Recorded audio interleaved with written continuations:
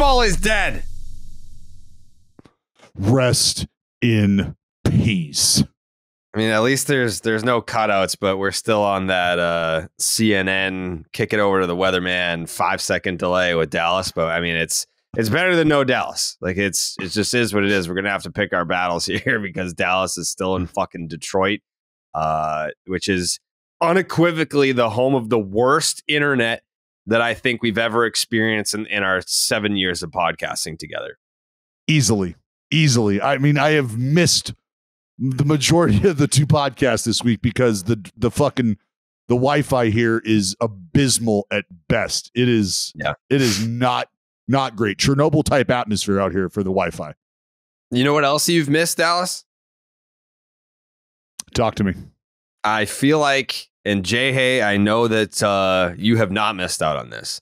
I feel like Dallas has missed the boat on Threads. Do you even know what that is?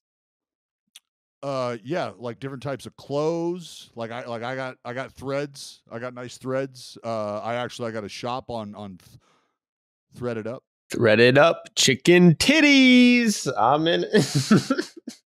I mean, that would have been a great first thread. Like that would have been a great first thread post by Dallas. Like I don't know. Is that my responsibility? Like, do I have to be like your caretaker, or I'm like, hey Dallas, like come on, there's a brand. All right, then fine. Like then you gotta fucking get on this. It's this sounds like an ad. It's not. It's Instagram's answer to Twitter, where they're just like, all right, fuck Elon, we're gonna make our own Twitter, and it's called Threads. And Jay Hay was in there last night. Jake was in there. Joe, did you make one? No. Why not? I didn't. Why would I? Isn't there Twitter? Don't we have Twitter? Why we need a new Twitter? I don't know why. I mean, like, dude, trust me. I mean, Twitter is like the only platform that I'm good at. You think I want to start over? Yeah, I mean, there are a lot of videos of people getting murdered on my Twitter that I wouldn't like to see. I don't know. Is that on Threads? No, it's not on Threads yet.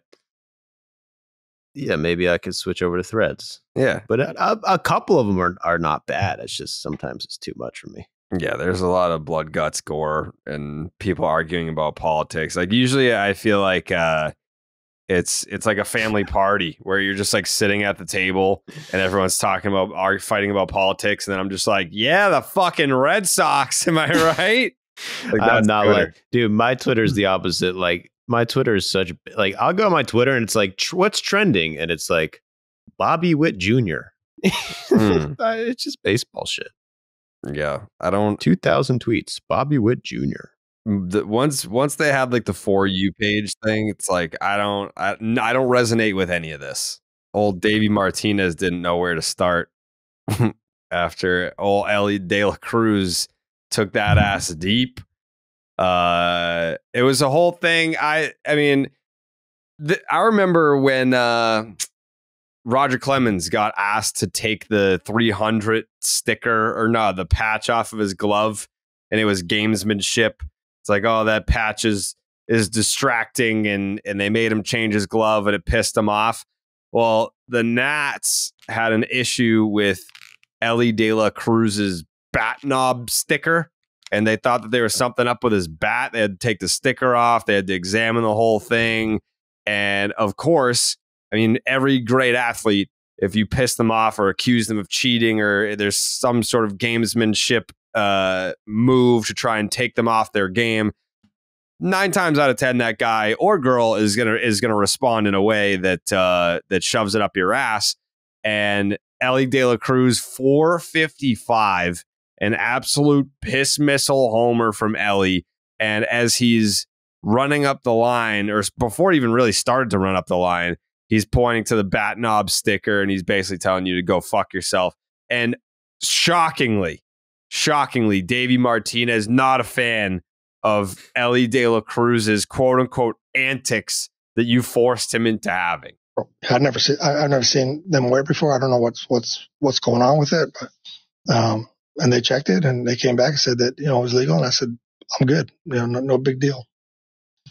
Is that the kind of thing that at some point you feel the need to mention that to David Bell, your side of it, or do you feel like what happened tonight is? I think they understand. I hope they understand. I mean, I play with Freddie. Freddie knows I'm not trying to penalize this kid. I'm not. I mean, I love the way he plays the game.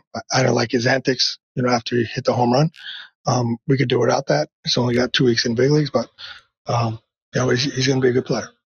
You don't like his antics. Boo.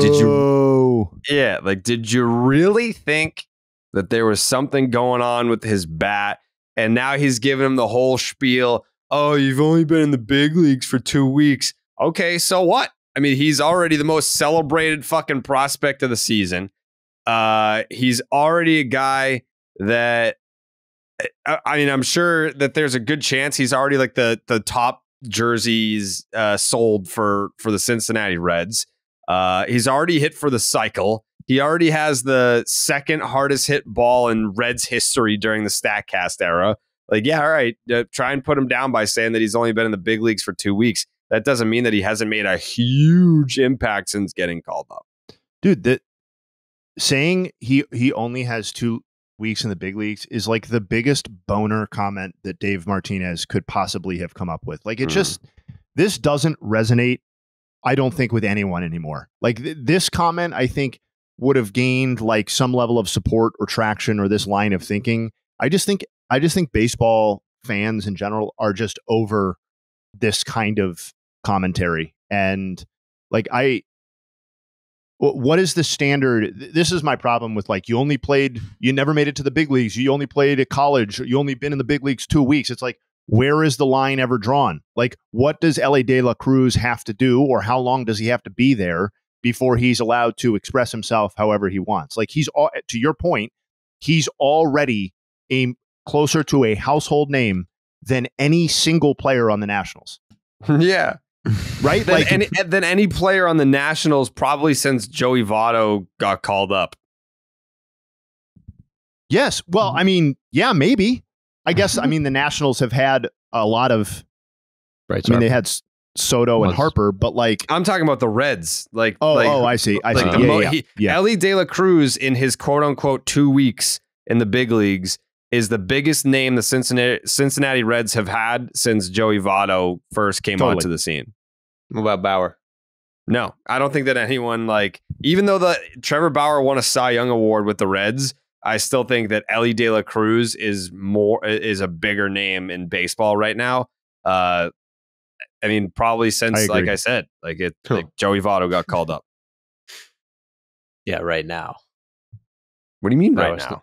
I mean, Bauer's not a huge name in baseball at the moment, since he's not really, participating. No, he still moves the needle. Like, I feel like whenever like the clips of him freaking out in Japan, like, it's still like a topic of conversation. But even Jared, for different reasons. Even Trevor Bauer, while he was winning the Cy Young, there's no way he generated this level of like baseball and like crossing the threshold to break out. Like, the Reds have been covered on SportsCenter. Elly De La Cruz has been covered in places that don't typically get Reds or baseball coverage. Like, this is completely different than Trevor Bauer posting a Cy Young season for the Reds that I guess baseball fans cared about, but nobody outside of baseball gave a fuck about that.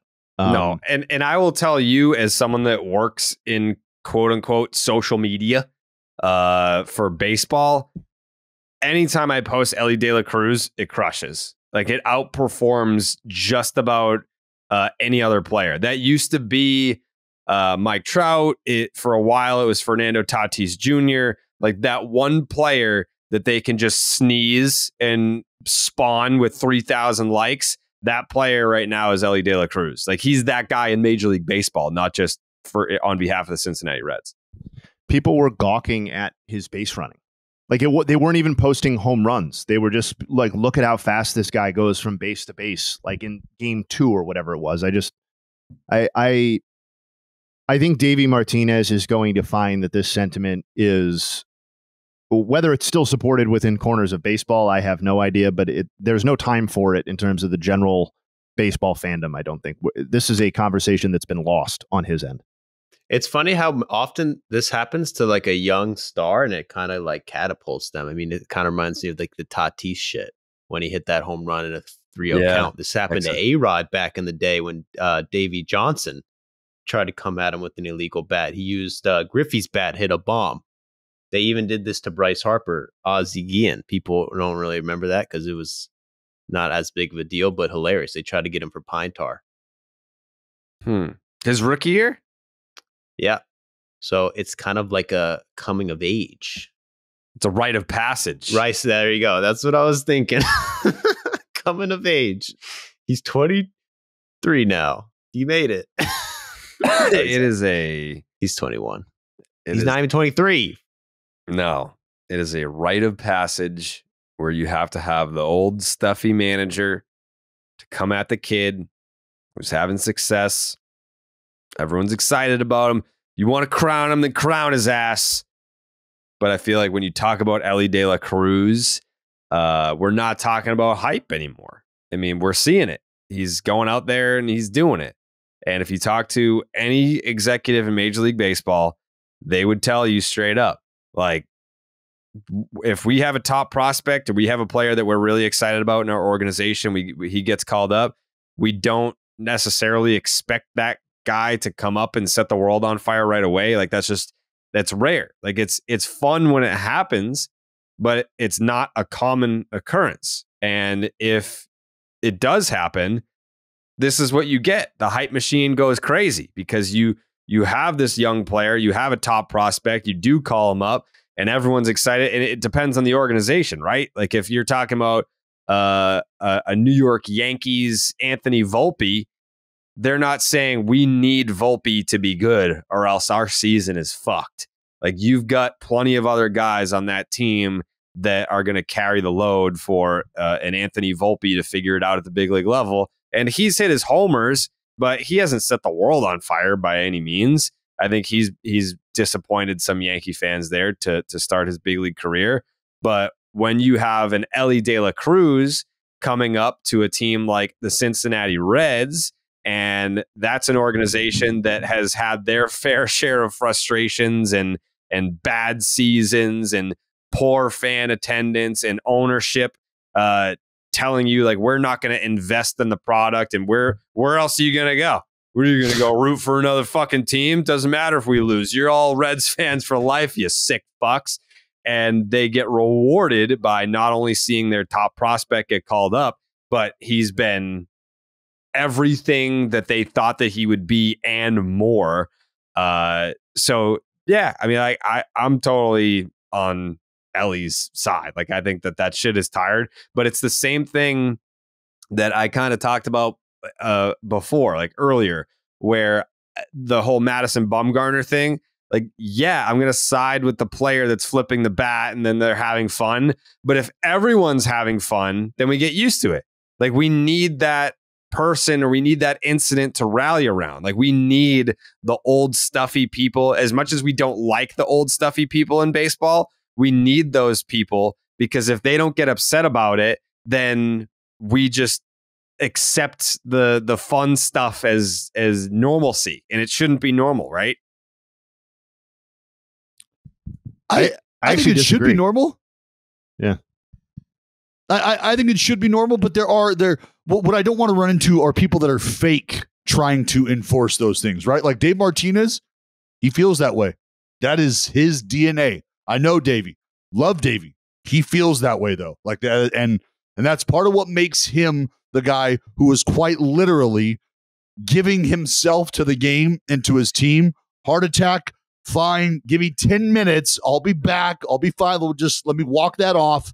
And like that's the kind of energy he played with and manages with and brings to the table. He just wants shit done, quote unquote, the right way. He has a vision of what that looks like. And what he saw did not match that vision. So he was going to be vocal about it. But I don't want to have folks that just don't have that in their personality to start trying to enforce that either. That would just fall on deaf ears. That would become tired. Dallas, can I ask you a question? Why does Davey Martinez's opinion on this matter? Like, why does the opposing manager's opinion on the reaction of Elly De La Cruz after he smokes a fucking homer off your team, why is that ingrained in the game that it matters? You're like, he just wants it done the right way. This is just how he is. Cool, man. You can keep that to yourself. Like, nobody's asking. I don't believe the question, Jared can replay the audio if he wants. I don't think the question was, did you have a problem with what he did?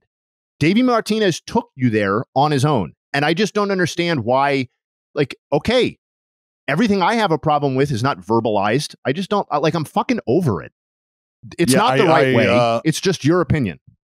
Sure. I'm getting ready to fire blindly right now for the folks that are listening because I was not present to hear the playing of the audio that you guys, from what I'm gathering, again. Probably just heard. Play it again. I can play it again. Will we run the risk of me not fucking hearing it and being okay? Yeah, play it again. I've never seen them wear it before. I don't know what's going on with it, but and they checked it and they came back and said that, you know, it was legal, and I said, I'm good. You know, no big deal. Is that the kind of thing that at some point you feel the need to mention that to David Bell, your side of it, or do you feel like what happened tonight is? I think they understand. I hope they understand. I mean, I play with Freddie. You know, Freddie knows I'm not trying to penalize this kid. I'm not. I mean, I love the way he plays the game. I don't like his antics. You know, after he hit the home run, we could do without that. He's only got 2 weeks in big leagues, but he's going to be a good player.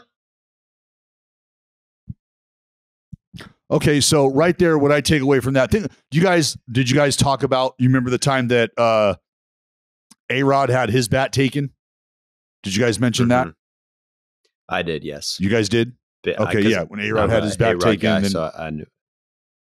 Yeah, you would be, you fucking ass clown. And then Griffey hands him his bat. Fucking see you later. Well, I don't know if you guys talked about what was on the bottom of the knob. Did you guys discuss that? You know what that is? No.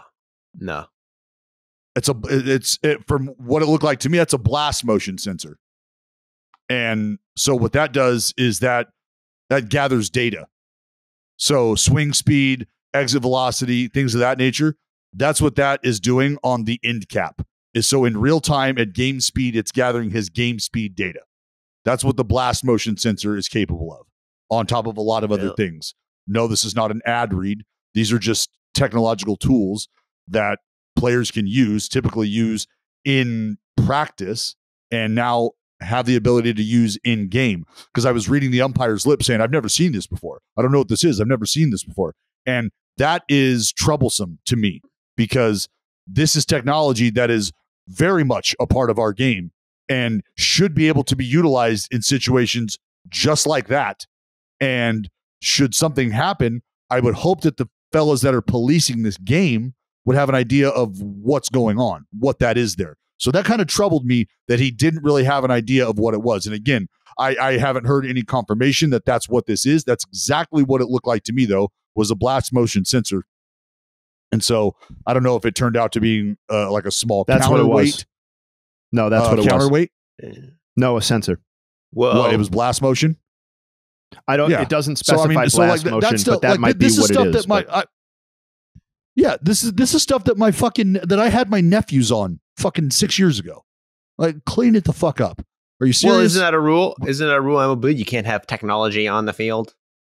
Time out, bud. That's technology that would be able to be used for communicable decisions. This is a non-communicable device, meaning it's not like I can fucking point my bat knob at the catcher's mitt and it's got fucking X-ray vision that now sends the fucking X-ray vision into an audible source in my ear, and he's holding a fastball. Get ready. What the fuck are you? Come on. No. You never know. It's going to tell me how hard I'm swinging the bat and some other shit. So, but Dave Martinez's response to your question, Jay, it's not like he was. I don't feel like he was attacking him in that moment. I think what he was getting at is, look, I wasn't sure what was on the bat. We're going to have him take a look. From there, like, the kid's got 2 weeks in the big leagues and he hits a fucking moonshot. And then his first reaction is to basically tell me to go fuck myself and tell us to go fuck ourselves for checking the bat. and then he takes off and rounds the bases, and that. So he's coming from an emotional state where, as a manager, he's trying to win for his team, and I don't want to say it backfired or blew up, because it didn't backfire. It just sucks that right after that decision was made, Elly De La Cruz made his own decision, and that didn't really work out for the Nats, did it? And so that's where Davey's coming from in that moment. Didn't like his antics. I mean, he didn't like the pointing to the bat or whatever, because I think you could go back and you could look at King Griffey Jr. and A-Rod and that situation. Like, I'm not sure what A-Rod did. I don't think he pointed at the bat after he hit it. I think it was just kind of like some fucking really aggressive high fives after he came through. Yeah, well, the game was stale as shit back then too. So, Jay, totally agree. There's a difference in era, which is what I was pointing at. You can take a guy like A-Rod as much of a lightning rod as that D-bag is. He was not doing stuff like that. And Elly De La Cruz, to Davey's point, got about 10 minutes in the big leagues and is doing stuff like that. And Davey didn't appreciate it. So again, like Jared said, if you've got folks that have a voice on this stuff and don't like it, well, it's going to come off genuine from them, like it does with Mad Bum, like it does with Davey. But to come from another place, I think would fall deaf, and it would really kind of soften the stance that some of those folks have. Like, that's all part of the game policing itself. Different layers, different levels of it. And it takes people to say the shit that not everybody wants to say or everybody really cares enough about to kind of keep those lines visible on where you can operate and where maybe you start to gray those lines of operation. Because there does still need to be a level of integrity maintained in this game. It's just starting to evolve and look differently because of these unwritten rules that people apply, right? All right, baseball fans, you could be winning every inning with the hottest offers in the game. DraftKings Sportsbook has you covered from the top of the first to the bottom of the ninth all season long. Right now, new customers can bet just $5 to score $150 in bonus bets instantly. Plus, all customers can take a shot at bigger payouts with DraftKings stepped-up same-game parlays. Open the DraftKings Sportsbook app, opt in, and place your parlay by combining 3 or more bets from the same game. Every additional leg gets you an extra boost up to 100%. Step up to the plate right now with DraftKings Sportsbook. Download the app. Sign up with the promo code Jared, Jared. New customers can bet just $5 to score $150 in bonus bets instantly only on the DraftKings Sportsbook with the promo code Jared. Gambling problem? Call 1-800-GAMBLER. In Massachusetts, call 800-327-5050 or visit gamblinghelplinema.org. In New York, call 877-8-HOPE-NY or text HOPE-NY. In Kansas, call 1-800-522-4700. On behalf of Boot Hill Casino and Resort, 21 plus in most eligible states, but age varies by jurisdiction. Eligibility restrictions apply. See DraftKings.com/sportsbook for details and state-specific responsible gambling resources. Bonus bets expire 7 days after insurance, opt-in, and 10-plus leg requirement for 100% boost. Eligibility, wagering, and deposit restrictions apply. Terms at sportsbook.draftkings.com/baseball terms. All right, Dallas's shitty-ass internet has led us to have to call him like we do with Max. So he's just on the line now. Dallas and Detroit. Dallas and Detroit is on the line. He only has 10 or 15 minutes left because we do have an interview with Justin Steele that we're going to be running today. All-star Justin Steele. So we'll run out the clock with Dallas and Detroit, and then when he's got to go, we'll go right to our interview with Justin Steele. So last night I was watching the Mets D-backs game on the big TV, and your boy Dallas, Mark Canha. Well, first it was Francisco Alvarez hit the game-tying home run, I believe in the 7th, and then Mark Canha had a big RBI triple to put the Mets ahead. It was a very exciting comeback for them against a good team. And I'm sitting there thinking, like, yes, this was an exciting game to watch and to see live. This happen in the late innings where they come through in big spots and end up winning a big game and gets a good team. And you're like, this type of thing should have been happening all year. Like it should have been that type of season for the Mets, where this type of stuff was happening from start to finish, and maybe not have the same season as the Braves, but a season where it's like, man, like they went on a run where they were 25-4. Like they on paper they were supposed to be that good. Are the Mets in a position where they could be a year away from being that good? Like, do you think that like their roster, as like the talent that they have right now, could they just roll into 2024 and be like, yeah, you know, we didn't click right away in 23, but in 24, it's like, you know, we had the talent to do it, and now we are having that special season? Or are they going to have to do some sort of an overhaul again? Yeah, I don't know if it's necessarily an overhaul, but I do think that there's some things that have been left to be desired there, and I think look, I mean, what you got at a Singa and what you have in Singa is nice. Like that's a really nice foundational piece in that rotation. And the reason I even say that is because of how things have gone with a couple of the older guys, right? And you know, rebounding, coming back, okay, things look good, but that was a big reason why things were not good early. And on top of maybe some offensive shortcomings as well. So I do think that there's always room to look around, always room to see how you can get better. And I think that what you got from the older veterans has been a bit of all right, we are going to have to start to look at the youth. We have to. We can't bank on the future with some of these older guys that we thought were going to be, you know, the foundational pillars. They're just not right now. So how do we fix that? So yeah, I think there is going to be some attention paid to switching things up. Jay, hey, what do you think the Mets' approach is going to be at the trade deadline? Because if they start to get some momentum here, not that I don't believe that this season is salvageable for them, but what do you think their strategy will be at the deadline? I think it'll ultimately end up being mostly stand pat, and I say that because I think most of the trade chips that would generate like headlines, I guess, or would fundamentally change the complexion of their team after they left, are people that are going to be exceedingly difficult to move. So like, let's play it out. Yeah. If we're talking about, are they really going to put one or both of Justin Verlander or Max Scherzer out there and see what they could get for them? Okay, that's nice in theory.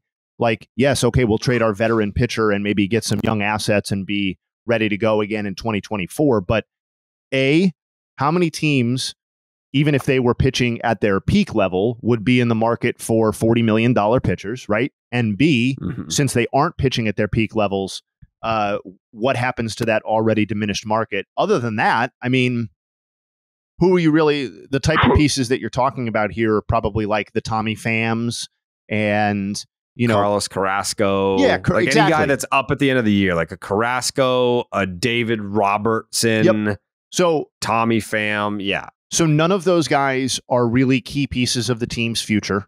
With the possible exception of David Robertson, but I think Carrasco is mostly toast, and you know, Tommy Pham was basically just a veteran placeholder. And so, like, yes, you could see if they are where they at right now in the playoff picture, leading up to the deadline. I think those type of pieces will go, but otherwise, I think it's mostly going to stay intact because you're not doing any. You just re-signed Brandon Nimmo, who's in the prime of his career and would be part of any good Mets team moving forward. Lindor is on a massive contract and is still a good player, even if he's having a down season. Pete Alonso is obviously a centerpiece of the franchise, and you're not trading Francisco Alvarez or Senga, as you talked about, as two key pieces moving forward. So I just I don't know. Obviously this team's medium-term outlook is diminished a little bit because their stars are not performing at the level that we anticipated, but I don't see a complete revamping of this roster coming anytime soon. No, they're what they're banking on, what they gotta hope is gonna happen is that the young guys, like Francisco Alvarez, Brett Beatty. Who's the other one? Vientos. Yeah, Mark. Yeah, like those guys start really turning into like, stars. Like a Elly De La Cruz type. Like that's really what they're banking on because they're paying Scherzer and Verlander so much money. And is Scherzer signed through next year, or is he free agent after this year? No. So they got Scherzer next year too. Yep. So it's not like they're going to be. I know the Mets like to spend, but like there is a certain cap. Like they're already spending so much. I don't think they're going to be able to sign another, $30-40 million a year guy to make them better next year. Their payroll, they've already allocated $244 million to next year's team. Yeah. I think a lot of teams right now are sitting back and watching what the Mets are doing to try to get a full scale idea of how this is going to happen. Like military operations, sometimes you send false flags, sometimes you do things just to get a reaction, just to see what the recovery plan would be. What's going to be your response? Because now when I do decide to go full scale assault, I've got a pretty good idea of how you're going to try to defend that. And now I know what move I will make after that as well. So if I'm a competitor, if I'm somebody who's vying for that division at times, well, I'm going to see what Uncle Stevie's got up his sleeve. Let me see how you react to this. No, I'm not interested in anything you're selling. I want you to have to sit with that. You made that bed. You made the bed where you're committing $500 million. So I want to see how you're going to do that. Are you going to put them on the market? Are they going to be at a discounted price? Are you going to sit pat and spend more and double down and say, fuck it? What's going to be your move? How are you going to dig yourself out of this hole? Because the minute that I start to entertain you as a competitor is the minute that I think I start to help you is kind of what I'm looking at, kind of how I would think about this early. I want to see how Steve Cohen reacts to his first moment where he's like, well, shit, that didn't really work, did it? All right, so this is my move now. What does that move look like for Steve Cohen? This is a great way to gauge how he's going to react in the future, because the future is coming very quickly. And as you just said, $244 million allocated to that future of next year. So how does this year play out? What does he do? Who's he willing to make available? What kind of conversations is he having and entertaining? I'd be really interested to see that if I was a competitor, as opposed to maybe jumping on some of the offerings that he has. Yeah, it's because I forget what the main story was that day. We never even hit on Steve Cohen's press conference, basically saying, "Hey, it's getting late early here, folks," and yada yada. I mean, it was to kind of like tease a big press conference 24 hours in advance. There wasn't a ton that came out of it. It was more just like, hey, like, let's wait and see. And, we need to start winning ball games. I don't think that there's any part of me or any Mets fan at this point that thinks that this season is salvageable. It's more just how do we become in 2024 what we were supposed to be in 2023? No, I think Joey nailed it. I think it's mostly about internal improvement of the young pieces, the young stars. Yep, because I think the rest of the team is mostly is what it is. Like, I don't think, Francisco Lindor is at his, post MVP caliber stretch of his career, probably. I don't think Alonso is ever going to be that kind of guy. I think he just is who he is, which is a very good player. Same with Brandon Nimmo. So, like, yeah, if Alvarez and Beatty, primarily those two, don't develop into cornerstone level pieces, then I think you're just looking at a team that is distinctly behind the Atlanta Braves, just until these rosters completely turn over, I guess. 2036. Yeah, 2036. 2036. Here's a question for you guys. I was on sports radio, 98.5 The Sports Hub, yesterday, talking to Tony Maz, and we were talking about the trade deadline from the Red Sox perspective, and he was, we were talking about some of the trades in Red Sox history that really worked out for them. 1997, you trade your top pitching prospect, Carl Pavano, for Pedro Martinez. You trade your top prospect, Hanley Ramirez, to get Josh Beckett. You trade your top prospect, Yohan Moncada, to get Chris Sale. It was kind of like, all right, let's just say in a hypothetical world, you trade your top prospect, Marcelo Meyer. Who is that young, cost-controlled, I guess, ace pitcher that you could trade for at this trade deadline? That's the name that I said, but the Marlins are on a 94 win pace. They have already beaten their franchise record for most wins before the All-Star break. Like I said, Yuri Perez in terms of like, that's like the young cost control guy. But like the Marlins are not in a position where they would want to trade that guy. No, but if you're about that fucking action, boss, you better come correct. Beantown, get your shit together. You just laid out a beautiful track record of being able to make that move. Come you, Chaim. Yeah. It's fucking done. I'm not even talking about from the Red Sox perspective. I'm just talking in a general sense. Yes, you just said that. No, I get it. I mean, we're talking about you gave me all the examples of the Red Sox, which is why I'm busting your balls about the Heim shit. Yeah. Like, come on, do something. Right? The whole fucking stick meme. Come on, do something. Yeah. So if you've been able to make those moves in the past, what's preventing it from happening now? And as you identified, well, the Marlins are in a position where they feel like, hey, look, we're not. Oh, come on, why can't we be around in October? Yeah. So, I also think from a practical standpoint, like very rarely do you see a team trade a prospect of that caliber that they have developed. Because like entering the year, Marcelo and Yuri Perez were basically, I don't have all the lists in front of me, but they were equivalent prospects or close to on all the lists. And all Yuri Perez has done since this season came up is, log 8 or 9 starts with a 2.5 ERA. So I just like, if anything, his value has gone up relative to a position player prospect that's still in the minor leagues. Just tough. Yeah. And he's in AA. He's not even at AAA yet. So, but yeah, like that's just, I was asking you guys more in a general sense, like if there were some trade to go down for a pitcher of that caliber, young, cost controlled, and in a way proven, because when Beckett got traded, he had already won a World Series. Like he had dominated and won a World Series. Chris Sale was an established ace. Pedro Martinez had won a Cy Young by that point. So like even like the Yuri Perez answer is not early. Yeah, like it's that like we're too early on that. Like yeah, like you can see the potential to do those things. Like he could be a guy that factors into a postseason run. He could have Cy Young stuff, but he hasn't done those things yet, like those guys did.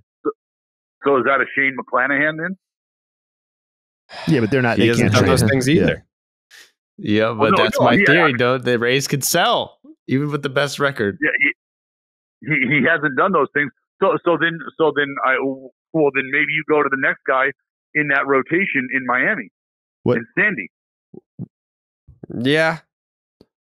Not the next guy like it's Yuri and Sandy, but I mean the other guy who, when you start talking about Cy Young and all of these accolades that were achieved by these other guys in the past, well, I just don't know that mix of talent exists right now in the game. And here's the thing, like if we're going to play the odds, teams that are in the hunt to make the playoffs are not going to trade like their third best piece on their roster. Like it's just not going to happen. So like Alcantara would make sense if the Marlins were 15 games out of first place, right? But like I think if we're actually looking to name names, you need to look at the standings too. And like one of the names that immediately pops up that I think sort of fits Jared's definition, although he's never had any postseason experience, is Dylan Cease. Like that to me is like he's a guy who's older than a Yuri Perez, is a little bit more established, had a Cy Young caliber season last year, is a little bit down this year. So maybe you're not paying Cy Young caliber prices. The White Sox are an irrelevant baseball team. What does their future look like? Like to me, that's the sort of name that I would be looking at. Like last year, what was it? Luis Castillo. I think that's the age range that you're looking at. What about a guy like Urias in LA? I mean, because you threw out the cost. Well, he's going to be a how free much- agent at the end of the year. Oh, okay. I think, right? I was Jay? gonna say, is he a year away? Well, that's what I was wondering. Is he a year? Remember, I don't have fucking internet. I can't look at anything. Jesus So Christ. is he a fucking I don't know how far away he is from from starting to make some change. I believe. he'll I mean, be a free he fits, agent this coming off season. Yeah, he Because another guy. Go ahead. I was going to say another guy that I was thinking about, but again, minus some of those accolades, is another guy who's getting ready to get clipped for the fucking second time, and that's a guy like Justin May. I was also thinking about Miller in that rotation. I mean, it's early, seen some flashes for him, but yeah, I just don't know that specific player that you're talking about exists right now that teams are willing to give away or move simply because, again, the competitive balance in the postseason and what that looks like. What? Like everybody that's just kind of hovering is still in the mix. And Jared, what is teams that have? Sorry, Dallas. What did you say, Jay? Go ahead, Jay. No, I was just going to say, what does Mitch Keller do for you? Young, Not as performing much. well. Doesn't at all. Doesn't Yeah, have to. not All as right. much. I mean, even like looking at like a Julio Urias, he checks the boxes of Cy Young caliber pitcher. He finished third last year. He has the postseason success, but has been complete butt cheeks this year going into free agency. He's having the worst year of his career by every unit of measurement by like a noticeable margin.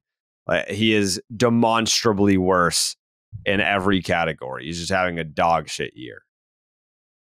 But he's young. He's 26. And I'm sure, I'm hoping that this season is just a blip on the radar for him because that, going into your free agent year, that's not ideal. But yeah, I would say he's probably the closest thing to it. If he had maintained any type of consistency this season, then yeah, he would have been the definitive answer. But the Dodgers are not going to trade him. It was more just like a guy that you can add to your organization. Dallas, you got to fucking get the fuck out of here, sir. Yeah, your boy got to go. I got to go catch a bus. We're gonna go. We're gonna go sweep the Motor City Kitties, and then get on a bird and head to Beantown, which I'm really excited about. You want to know why, Jared? Why? Because I have no problem logging in Boston, buddy. Zero problem. Yeah, it's home. It's home to some of the warmest and best Wi-Fi I've ever had. I like the fact that like you called in means I can just shut you off. Like I can, Well, I control your audio. That's all right. The podcast right now. I'll be getting turned all the way back the fuck up once I touch down in Beantown, I baby. don't think so. I like to Yeah, yank on him. It's uncalled for. and so But yeah, I'm out of here. I will see you guys on the flip side. Oh, fuck. Next time I see some of you will be in Seattle. yeah. I'm attracted to a lot of different guys. I'm glad you're handling it well. I'm glad you're handling it well. Yeah. Yeah. Oh, I'll send you a picture from lunch. Yeah, I mean, I'd fly my guy down here to do me sometimes. We'll see you then. I'm down.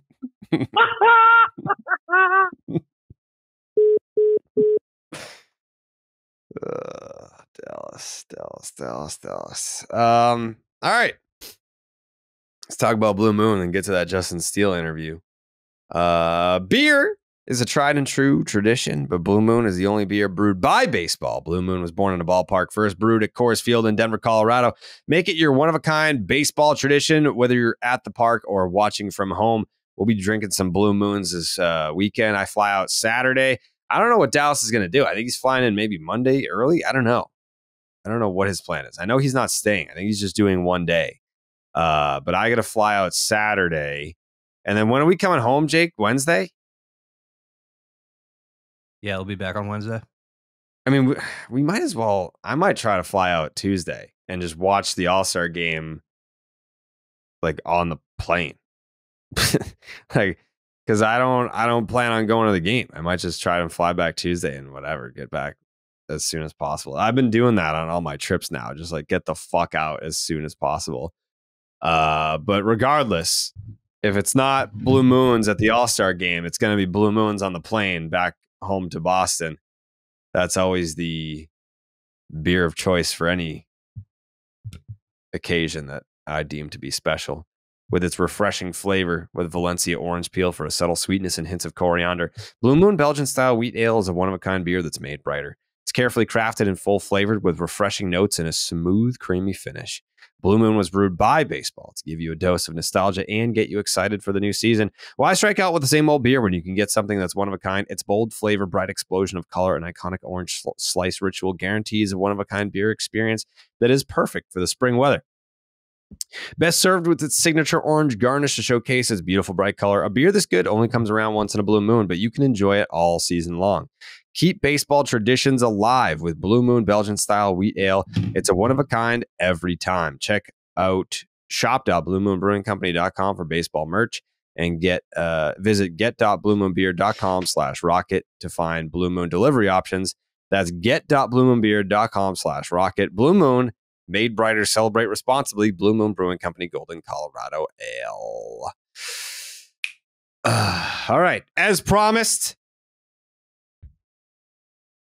it is with great pleasure that I give to you 2023 All-Star from the Chicago Cubs, Justin Steele.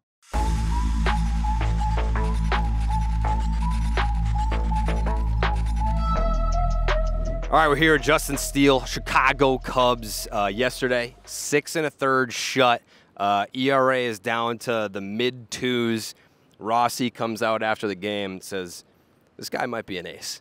What does that make you feel when you've got your skipper throwing around the A word, a guy that, as a former catcher in the big leagues, has caught some pretty impressive starting pitchers? I mean, it's a great compliment, something I, don't take lightly. I really appreciate him, saying such kind words about me. I have nothing but nice things to say about him. He's, doing a hell of a job, Everybody in the clubhouse loves him, does a great job leading us, and, yeah, it truly means a lot. Are you like a leave me alone, I've got my game plan guy, or are you going over to someone like Rossi and being like, hey, what are you seeing out there? Like, what is there something that I can do better? Or are you going to like other pitchers? Like, what's your kind of like in between innings routine? In between innings, I'm usually going down and like cooling off. Like yesterday it was kind of hot, muggy outside, so I was going down like getting in front of a fan, like drying off, just trying to not sweat too much, conserve my energy, and so just so I'm fresh when I go back out there and stuff.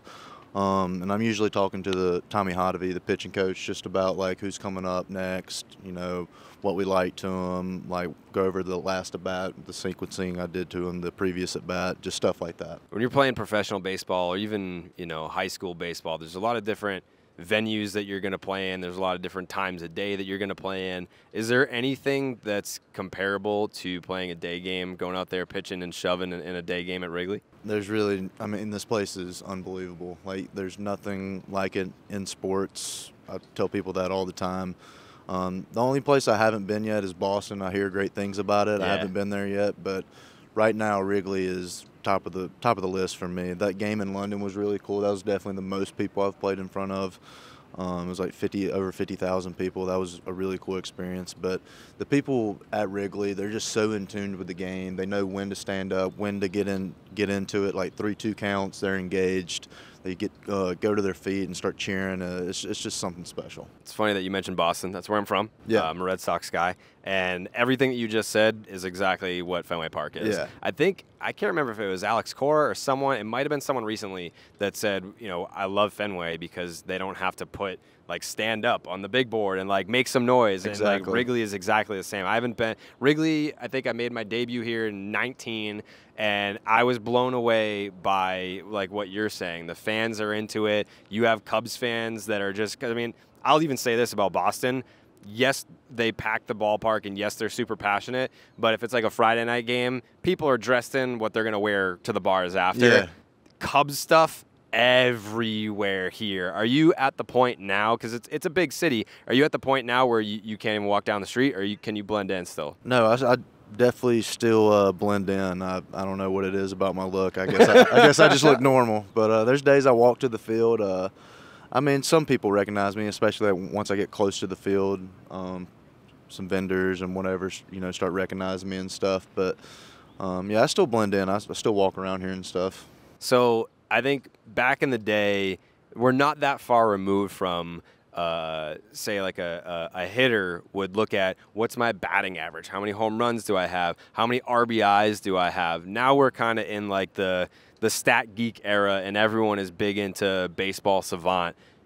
Do you ever look at your Baseball Savant page? Are you ever keeping up with that? I haven't. Are you familiar with it? I know what it is. Okay. Yeah. I haven't looked at my Baseball Savant. Okay, so for a pitcher, I mean, it's, it goes from like cold It's like, to blue hot. and red, right? It's all about like percentiles. I see it on Twitter sometimes. Yeah, so if there's a lot of red, then you're in like the 100% percentile, which means you're 100% better than the rest of the league and so forth. You got a lot of red on your base. Yeah, you have a lot of red on your Baseball Savant page. I was kind of just curious because I feel like, if you're going good, I feel like a lot of like big leaguers, they want to taste themselves a little bit. They want to be like, all right, yeah, like I'm doing this. Like, is there any of your numbers that you're paying attention to in particular where you want to keep an eye on it? Something I really came into the season wanting to pride myself on is innings pitched, and like on average, how many innings are you pitching every time you go out? And that's something I still want to improve on. To me, that's something that's like a really cool stat. Like if you're averaging, 7 innings every time you take the bump, like that's kind of a horse, you know what I mean? So that's something I really look at. So like innings pitched per start, that kind of thing. Is there something about your game that you feel like goes unnoticed? Where, I mean, for yesterday, you pitched into the 7th inning, which in today's game is a rarity. But is there something where, like, if someone's not familiar with your game, they would want that you would want them to know about you? I feel like people nowadays kind of chase the numbers on the screen, on the iPad, or just in general, they're throwing pitches and like immediately looking at the iPad trying to do something. I feel like if you just take what you're good at, and for me, like my four seam, I like to manipulate it, cut it, like throw one that gets above the barrel and stuff. If you just kind of take what you're good at, really hone in on it, and I feel like it can take you a long way. All right, we got to take a break and talk about Zyn nicotine pouches. We're always talking about what a team needs to get to number 1, but Zyn nicotine pouches are already there. Zyn has helped millions of people achieve a lasting change, earning the title of America's #1 nicotine pouch. If you're a smoker or you're a dipper looking to make a change, look no further than Zyn. Zyn is made with 6 simple ingredients and is available in a wide range of varieties, including spearmint, citrus, and even coffee. And it's available in 2 strengths so you can control your nicotine satisfaction. Because it's discreet, you can enjoy it anywhere, anytime, so you never have to miss a moment of the game. Plus, every can of Zyn earns you points towards premium items like tailgating gear, top-of-the-line tech, Zyn swag, even gift cards. Find your Zyn at your local convenience store or online at Zyn.com. That's Zyn, ZYN.com. Warning, this product contains nicotine. Nicotine is an addictive chemical. You mentioned London. How was it pitching after traveling back from London? That's what, like a 5-hour difference? So while I was in London, I believe I stayed on the sleep schedule here because I wasn't my sleep schedule was all messed up in London. Yeah. So I was like staying up through the night, and it was tough. And then when I got back here, I felt like I just kind of stayed on the schedule here, and like I got some really good sleep once I got back here, and yeah, I felt like I got enough rest through the 4 days off to pitch yesterday. Not bad. One of the guys that has been your biggest fan, one of your biggest supporters, I've noticed, is Marcus Stroman, a teammate of yours. Today's Stro Day. Today is Stro Day, which is it's a big deal. He invited us to his house in like spring training in 2019. He's just like a fascinating dude to me. How cool has it been to share a clubhouse with that guy and have him be someone that's always propping you up? Yeah, he's been awesome. He's super engaging. He's always, watching my bullpens, watching everybody's bullpens, giving tips and tricks, and I'm always watching his bullpens, trying to learn from him. Something I really learned from him is just like body control. There's not another pitcher in the league that can control their body the way he does. He's a super athlete, so I really like to watch him do different things like that and try and incorporate it into what I do. It goes with everybody on our staff. Kyle Hendricks, I'm watching all like his bullpens, watching how he works. J-Mo, Smiley, like I just love watching how people tick, you know, what makes them tick, and just trying to learn from it. So over the course of your entire baseball life, not just your professional baseball life, who was the one guy that, even if it wasn't directly given to you, because, you know, if you're watching other guys work, what their routine is, maybe you picked up something from someone else, or maybe they pulled you aside to give you a piece of advice or you sought them out. What's the best thing that you took from another pitcher? Who was it and what was it? That's really hard. I mean, I can go back to high school, and like my high school coaches, I was very blessed with very good advanced high school coaches at that age. Both of them had professional experience. So my pitching coach in high school, Tim Davis, he was able to get me under his wing and like made me able to use my body to throw it harder. And like I had a good arm from the outfield and stuff, and he was able to like take that to the mound for me. So to get drafted out of high school, a lot of that has to do with him to put me in that position. And then just getting to this point, all the coaches I had through the minor leagues, just Tavi, RV, Tommy, you know, I mean, there's so many people. I could just go down a list. Just so much appreciation for all of them. Would you describe yourself as like a seam head, like baseball lifer type guy where when you go home from the field, you're thinking about your start, you're thinking about your next start, you're watching other games? Or are you a guy that I need to detach? Like when I go home, like I need to have separation? I do a really good job of detaching from the field. When I go home, I play video games. I spend time with my family, my kid, you know, do all the fun stuff with them. I do a really good job of separating. But when I do come to the field, like I really enjoy being here. I, you know, love it. You know, I love playing the game, learning about it, getting better. Definitely not one of them people like go home and like my head's still at the field, because I really like to detach and do my own thing. But I feel like that keeps me engaged while I'm at the field. You know, I'm not coming to the field still wanting to like, you know, be in other places mentally. Sure. When you look at your pitching mechanics, is there something where you're like, there's a little bit of this guy in here, there's a little bit of that guy in here? Like when you grew up, were you watching other guys, seeing how their mechanics were and adapting some of that? I think my pitching style kind of resembles Lester in a way. He threw his cutter a lot. He would, you know, go into righties with it. He backdoored it a lot. That's something I'm really starting to, you know, manipulate with and test out and whatnot. So I watch video of him trying to, you know, learn how he used his four seam, his off speed, and stuff like that. I think I kind of resemble him. What's your pitch mix? Like I feel like you don't throw the changeup as much anymore. No. So how many pitches would you say you have? I mean, I can throw, I would say 5 different ones. I have a 2-seam fastball sinker that goes this way, and then I have my 4 that I can like kind of make it carry, I can make it cut, and then I have the slider, and then the curveball, and then the changeup. But I throw the 4-seam and the slider most often. So my question for you is, you can ditch any one of those pitches. Like say it's the 2-seam, for example. You get rid of your 2-seam, you have to take a 2-seam from someone else in the league. What pitch are you giving up, and who is you taking to replace it? I would get rid of my changeup, and I would take Kyle Hendricks' changeup. Okay, all right. Sticking with the teammate. Yeah, all right. I mean, legendary changeup. It really is. Yeah, he's got the Bugs Bunny changeup going on. All right, last question. Yeah. If you could go back in time to any moment in baseball history to be sitting in the stands watching it, what moment are you going back to? That's a really good question. Give me a second on this one. Who was your team growing up? I grew up like a Braves fan, watching the Braves. My dad was a Braves fan. And then he took me to a Braves game. And, you know, being a kid, I was asking for a ball and stuff. And Braves took BP. I didn't get one. And then as soon as the Phillies came out, Jimmy Rollins signed me a ball, threw me a ball. So I was a Phillies fan. Became a Phillies fan. That's all it takes. That's all it took for me. I guess when they won the World Series in 2008, because at that point, like, I was a diehard Phillies fan. 2008 was an incredible year for me.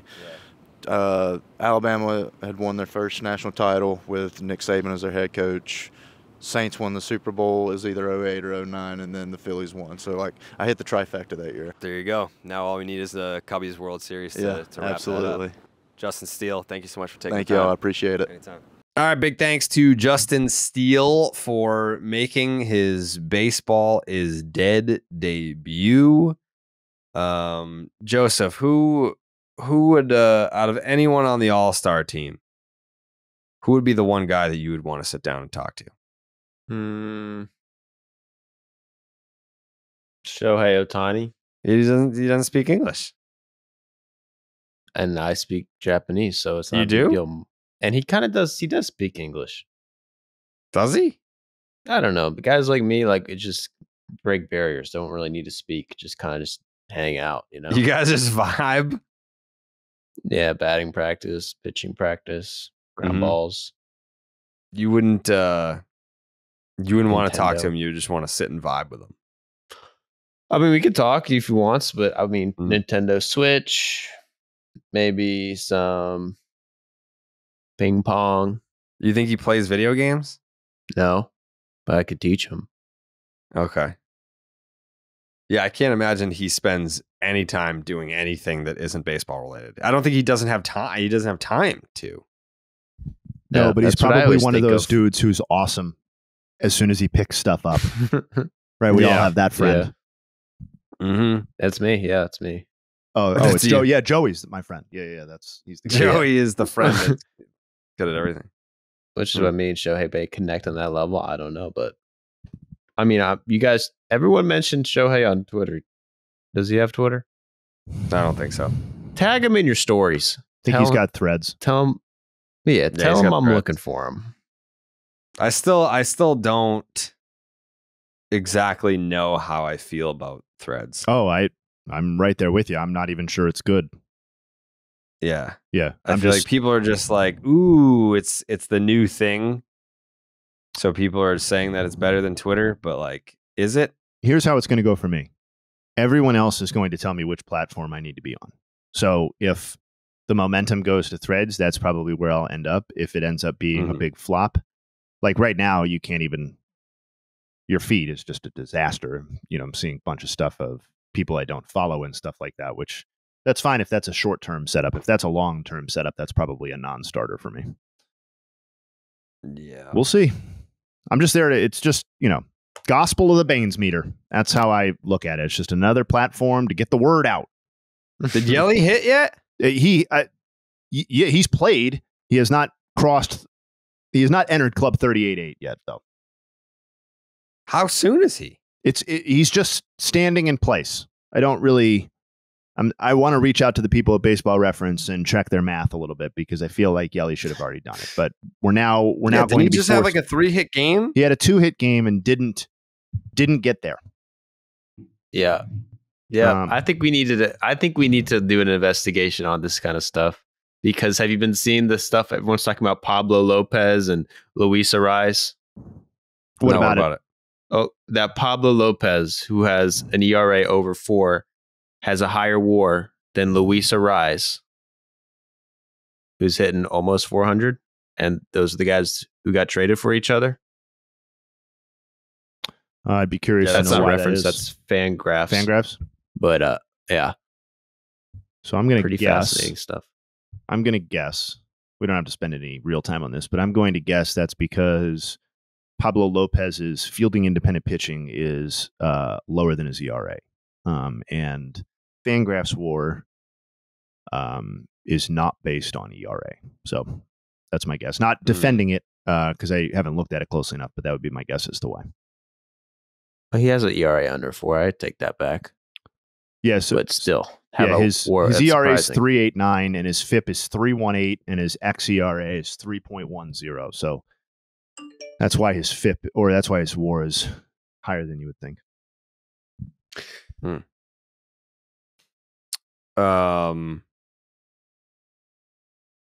Jay, hey, you wanted to hit on 4 of the 6 divisions separated by 2 or fewer games? Yeah, I just think as we enter the All-Star break, I think it's a very exciting time in some of these divisions. I don't know that we knew how all of them would go throughout the course of the season, but we're now at a point where the NL Central is separated by 2 games. The Reds have a 2-game lead over the Brewers.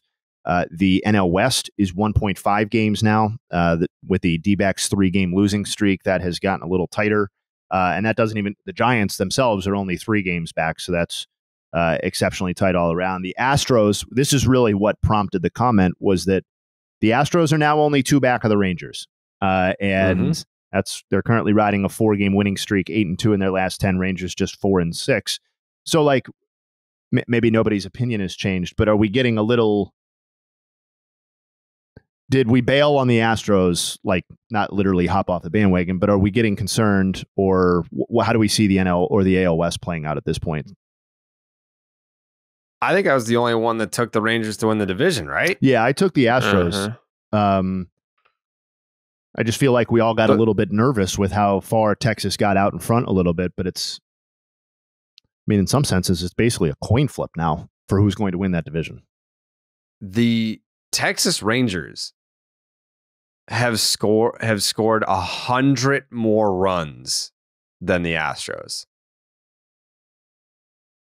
Yeah, that hasn't been the Astros' strong suit. I mean, they lost Jordan. Once you lose Jordan, it's a big hit, and Altuve hasn't played. It's really their pitching that's been beast levels. Their offense ain't nothing to write home about. I mean, right now, Fangraphs has the Rangers at 47% to win the division, and the Astros at 45%. So it really is a coin flip at this point, according to them.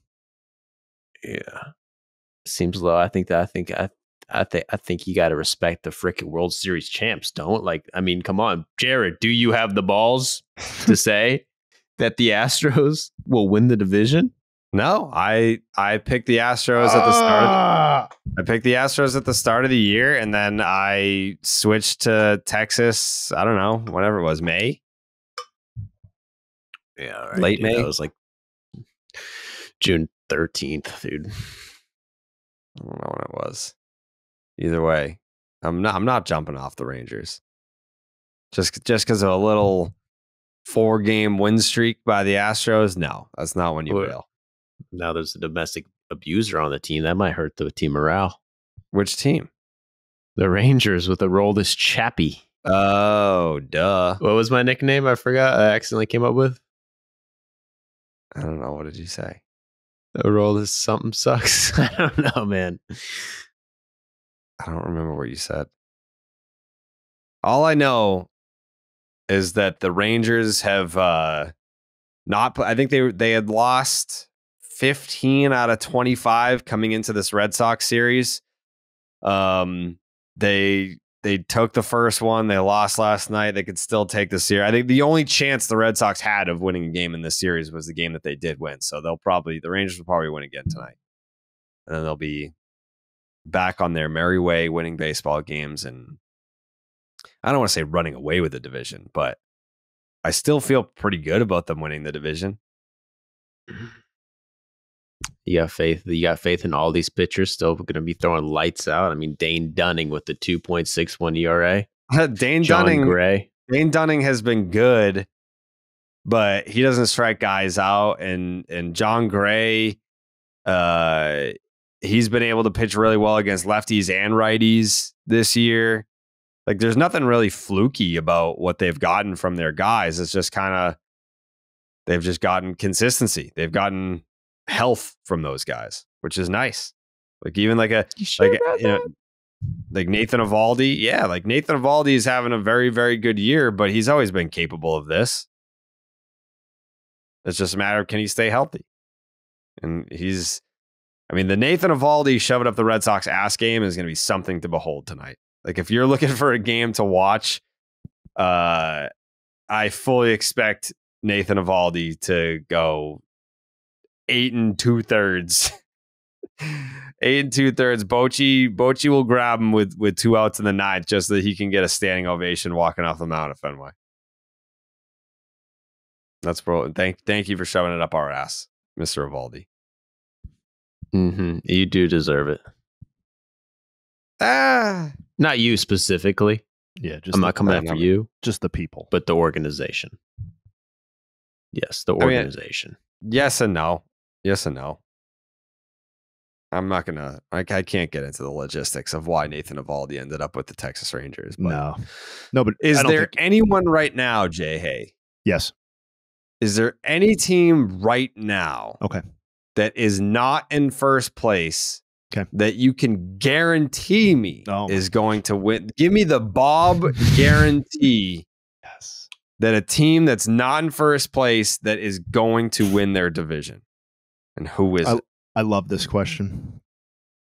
I'm going to give you the Bob guarantee on the Cleveland Guardians. Wow. Damn. I still think this is exactly what it was last year.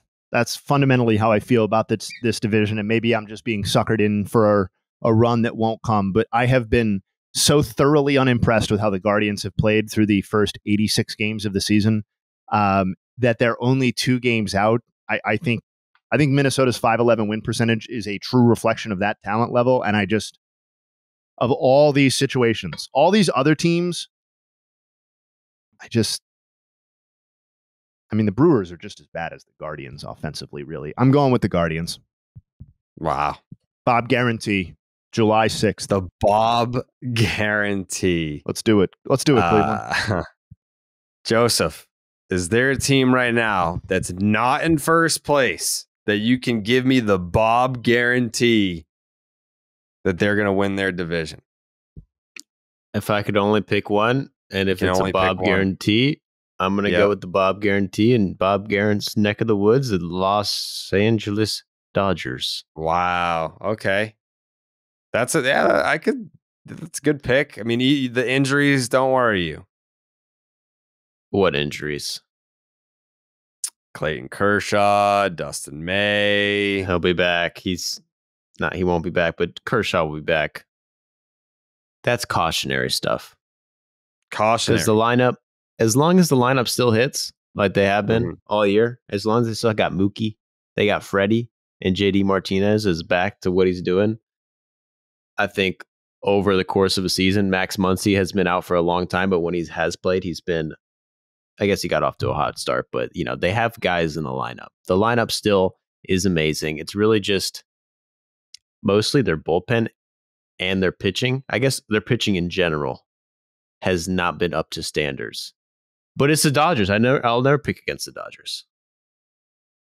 This is crazy. I'm already seeing tweets about how you and I both issued a Bob guarantee on the same pod. People are already talking about this. Crazy. That's the power of the Bob guarantee. Well, the Guardians and the Dodgers can thank us later, I guess, because we just punched their ticket. Wow. Strong and quite strong. What about you, Jared? Where's your guarantee going?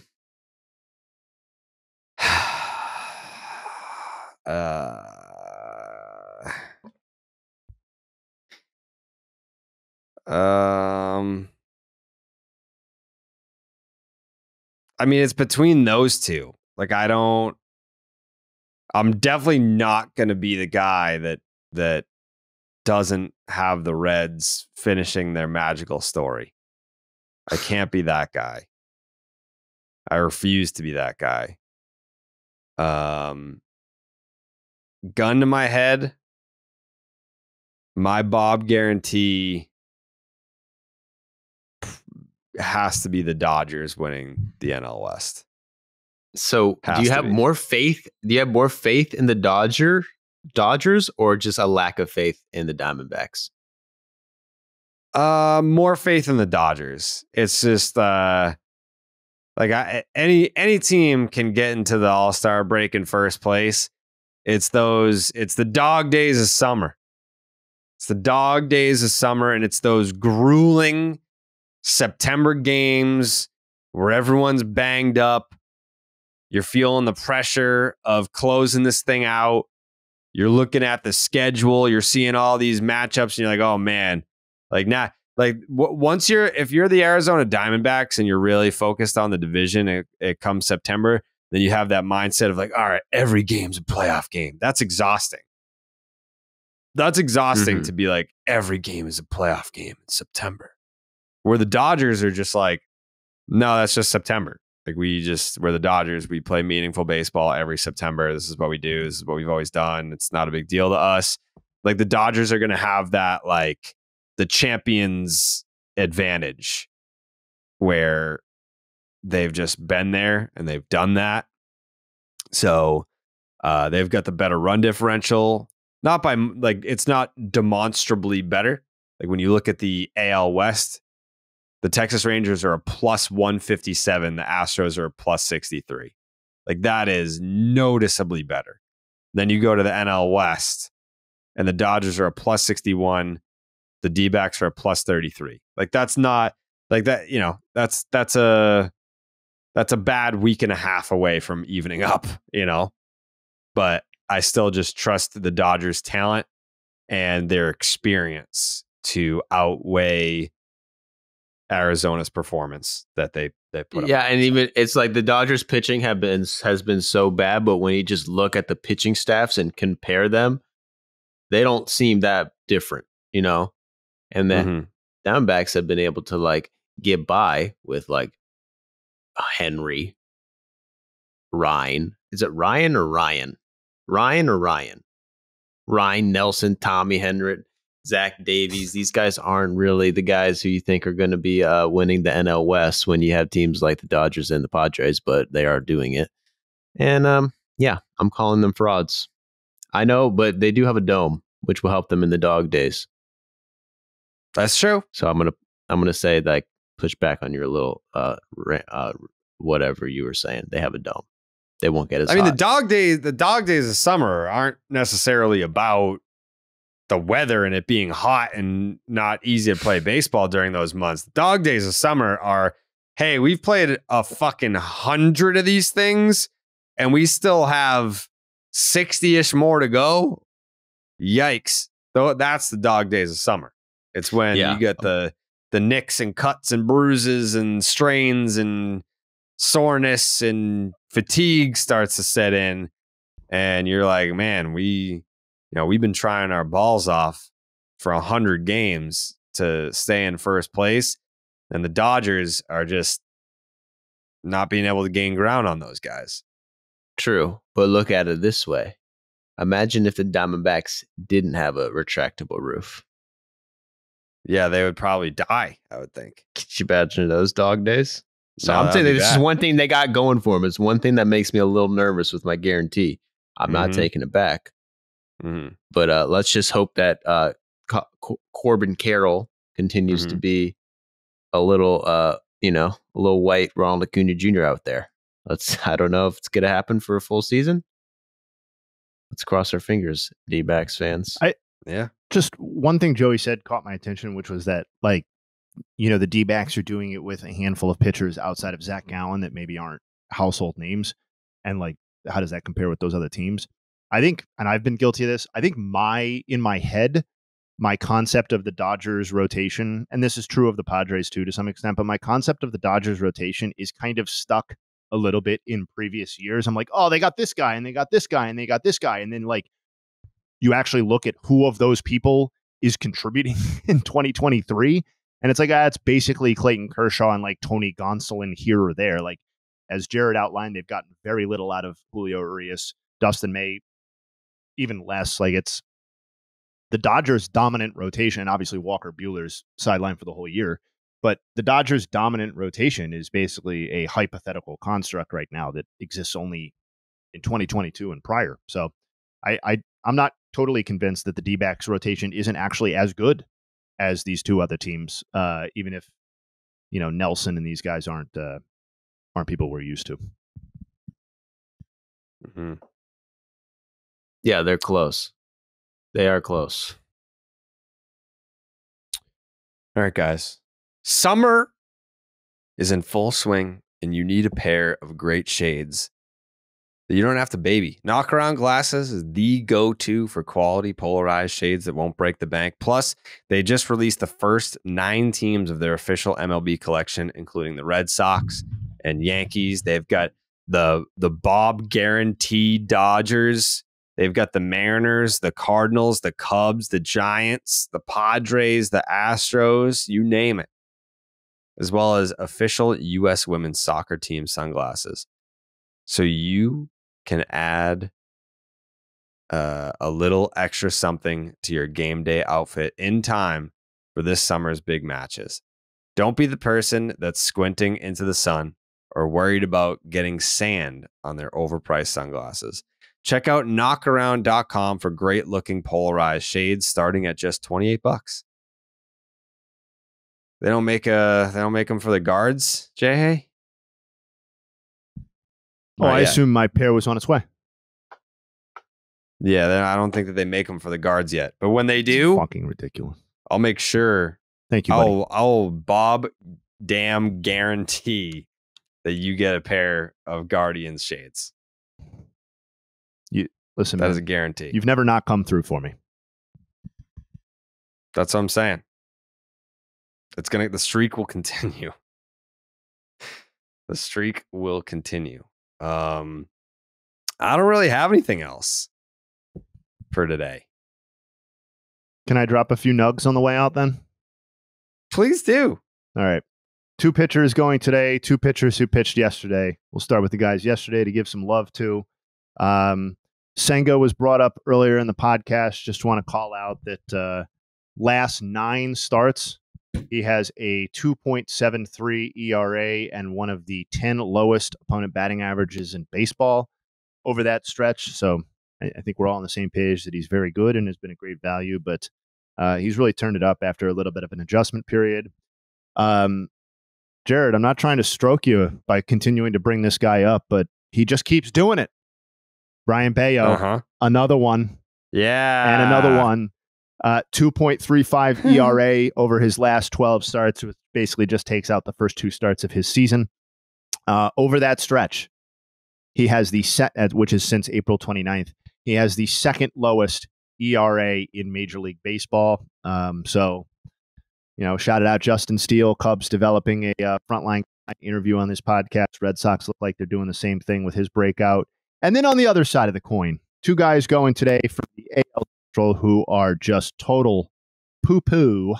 Lance Lynn, 6.47 ERA through 17 starts. I was curious where that ranked within recent White Sox history. That's the 4th worst 17 starts by a White Sox pitcher in the wild card era.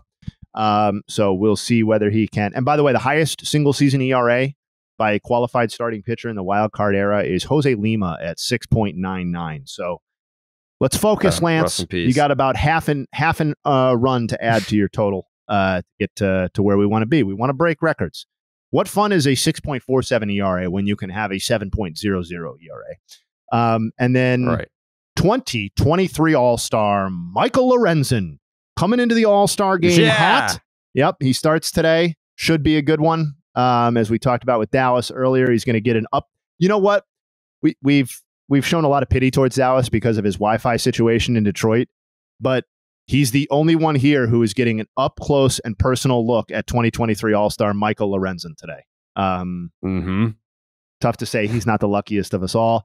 Lorenzen coming into the All-Star game hot with a 6.28 ERA over his last 5 starts. So I don't know if the league office was on the fence about Michael Lorenzen, but he really pushed their decision over the last 5 starts with that 6.28 ERA. Good on him. Congrats on the All-Star bid. Those are my final thoughts. I still have sympathy for All-Star Michael Lorenzen, who all he did was play for a really bad team and have a half-decent season. And because of that and that alone, my man is getting sewered in the streets for just existing, for just being okay at baseball. Didn't do anything other than that. But congratulations on the All-Star nod to Michael Lorenzen. Joey, any final thoughts? I'm just looking forward to a couple series this weekend. We got I'm excited to see the Padres versus the Mets, like a nice little 2022 wild card rematch. These teams got history because right now we're on a path where like these teams got to start winning, or it's like it's time to hit the panic button. So that's going to be a crucial series. Mets versus Padres. Both of them are hot. The Padres just had one of these series with the Angels, and we saw that one. They swept the fucking Angels, ruined their season. Probably going to trade Shohei because of it. Injured Mike Trout. They just slit the Angels' throats. And, we all talk about how sad the Angels are and like, oh my God, they're such losers. And Stephen A. Smith has stuff to say, but can we give the Padres some credit? Sure. I mean, the Angels came in there and they couldn't even get one win Mm-hmm. with the generational talent of Shohei Ohtani, I mind you. So now they're going to go to New York, or I don't really know where they're playing. They're going to play New York. And let's see if they can do it again. San Diego Padres still 5 games under 500 despite sweeping that series. 2 very similar teams. That's an insult to the Angels. A lot of money. No, I'm saying the Padres and the Mets. Similar storylines. Very similar storylines. They're gonna I want to see a sweep. I don't really care who it is. Actually, obviously, I want the Padres to sweep them. But, I'm wishing everyone the best. You're wishing everyone the best. Wow. And I want everyone to stay healthy. That's the kind of guy I am. But yeah. Alek Manoah making his return on Friday night against TBD. We don't know who he's going up against, but it is the Detroit Tigers. That game Friday at 6:40 in Detroit. Yeah, no pressure. No pressure. No pressure. Marquee matchup this weekend would be Joseph's Atlanta Braves versus the Tampa Bay Rays. Is this a World Series preview, Joe? No, the Rays won't make the World Series.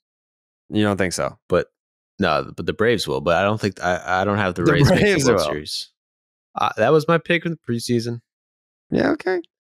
I'm sticking with it. If you're not picking the Braves at this point, you're just being like, a smart ass. Oh yeah. Actually, I looked at the numbers. I just don't think that, what I'm saying? Everyone's picking the Braves because the Braves are legit. The Rays, I think they got some work to do. They have some work to do. I just don't trust the look, the Rays are amazing, but I don't think with that payroll that you're really going to go in as like favorites ever. I mean, it could definitely happen, but I wouldn't say it's the most likely outcome. We'll see what happens. Another series of note, the Phillies are going head to head with the Miami Marlins. They are separated by 3.5 right now. So big swing series right there. They're both coming in somewhat playing really good ball. They've both won 7 out of their last 10. The Miami Marlins have won 3 straight. The Phils have won 2 straight. Again, they are separated by 3.5 games, and they go head to head in Miami this weekend. And then in the NL Central, the Cincinnati Reds will do battle against the Milwaukee Brewers. 2 games separate those 2 teams. The Reds have won 4 straight. The Brewers have lost 2 straight. The Brewers obviously 2 games back of the Cincinnati Reds. Is that the series of the weekend? In your opinion, Jay Hay, is Braves Rays the series of the weekend, or is it Reds Brewers? It's an interesting question. It's tough because one of them is like a World Series preview, and one of them is absolutely crucial to how a specific division is going to play out. Mm-hmm. I'm going to take more away from the Reds Brewers series. I think that's the one I'll be paying closer attention to because I'm ready for the Reds to assert themselves within this NL Central because I think they've proven to be the most entertaining watch of these 5 teams by a mile this season. And I just think they would be a much more compelling team for the rest of the season and potentially in the postseason than, seeing a diminished Brewers team. So I'm paying attention to the Reds. I'm paying attention to Elly. Craig Counsell better not try anything funny. I agree. The Braves Rays is basically just exhibition games at this point. Yeah, they're both in. We are getting a Luke Weaver start on Saturday, which I don't love for the Reds, but well, that's just the Reds every series. Yeah, it's like they have They're playing 3 games and like all 3 starters. You're like, that's a trouble game. He's got a 7 ERA. I don't know. mean, the guy starting today has Brandon Williamson has a 5.56 ERA, so that's a little bit dicey. Then you've got Andrew Abbott. Well, you got dude, Abbott. shout out to him. Yep, holding it down. Who's Sunday's start? That's a rookie on the Reds that no one's talking about, but he's been their one guy. I mean, he's only pitched 6 games, but he has a 1.21 ERA. Like he's been lights out. It's light work for Abbott. Absolutely Abbott. Absolutely Abbott. Yeah. He had 12 Ks his last game. No one's talking about him. Elly De La Cruz just sucks up all the energy. No one else can get any attention. Do you think he's a bad teammate? I think he's a terrible teammate. I mean, he Joey put his boys in a like terrible position. Yeah. He put his team in a terrible position last night. Stop. Using gadgets on his bat. Someone can get killed for that. If Dave Martinez kills somebody for that, I'm going to be really disappointed. Same. He might, I'd say that might be taken a little too far, but hey, you embarrass a grown man at his job, what do you think is going to happen? I guess we'll find out. We'll find out this weekend. All right. Everyone enjoy. You don't want to embarrass a grown man at his job, guys. That's rule fucking number 1. Enjoy your weekend of baseball. We'll be back on Monday live from Seattle. Woo! Seattle. Another weekend of baseball, and then we head right into that All-Star break. So, I'll have plenty of All-Star coverage once we get boots on the ground. And me and Dallas will be together, I think, on Monday just for one day only. And then the show rolls on. So, all right, we'll see you then. We are.